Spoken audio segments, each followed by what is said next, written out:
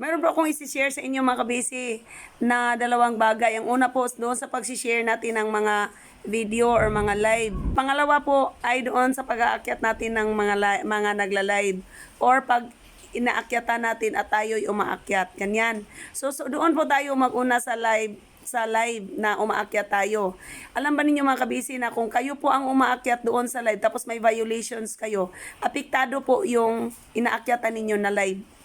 At kung yung nagla-live po, tapos ikaw po yung nag-live, tapos may umakyat sa iyong live na may mga violations, apektado din po yung live mo. Ayan, nakasalang-alang po yon mga kabisi. Kaya pag ano natin mga kabisi, pag-ingatan natin ang ating mga account na hindi magiging ganyan mga kabisi. So, yung mga mag-aakyat po, kung masasabihin mo na sa kanila na magla-live ako, tapos kung sino yung gustong aakyat, i-check muna ninyo mga kabisi ang inyong mga account. Baka naman may mga violations kayo para hindi naman maapektahan yung inaakyatan ninyo. Ano na lang mga kabisi, magtulungan po tayo. Dito po na banda nito, kailangan po tayong magtutulungan. Huwag na lang po kayong mag-aakyat sa mga nagla-live kung kayo po may mga policy issue, may mga not recommendable na account or may mga violations kayo, lalo na doon sa mga alerts natin. Kung mayroon nakalagay doon na alert. So, huwag po kayong aakyat doon kasi maapektahan po yung inaakyatan ninyong live. Pareho lang din yan kung yung inaakyatan ninyong live ay may violations din, tapos umakyat kayo doon, ay magka-violations ka rin.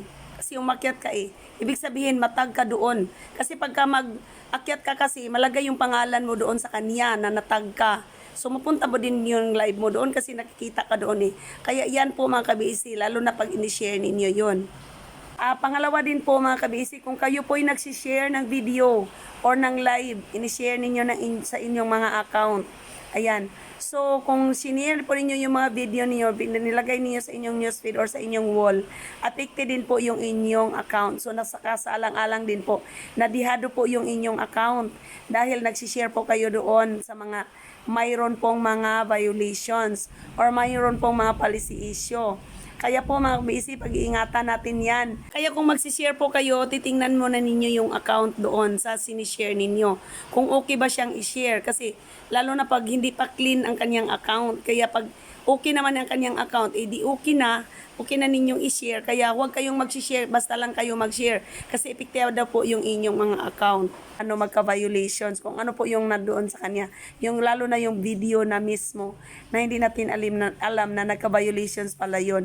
Ang akala natin ay makashare tayo, ang akala natin na, ayan, gusto lang nating makatulong talaga, pero hindi po talaga nakakatulong.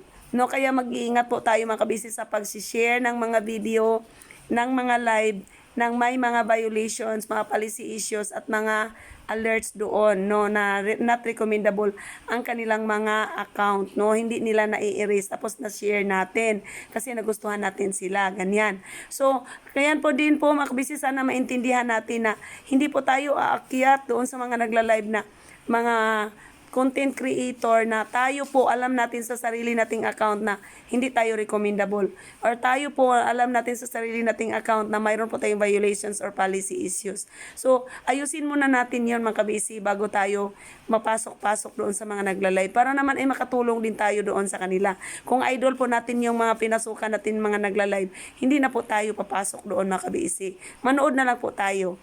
Ganyan po mga kabisi, sana naman din po ay may natutunan kayo ngayon. Sana naman din po ay ingatan natin. Sana naman din po ang mga kaibigan natin na mga content creator nag-follow natin, pinalo natin ay sana naman din po ay very aware po tayo na ito pong ating mga account ay pag-ingatan natin para hindi tayo makashare, hindi tayo aakyat ng mga live.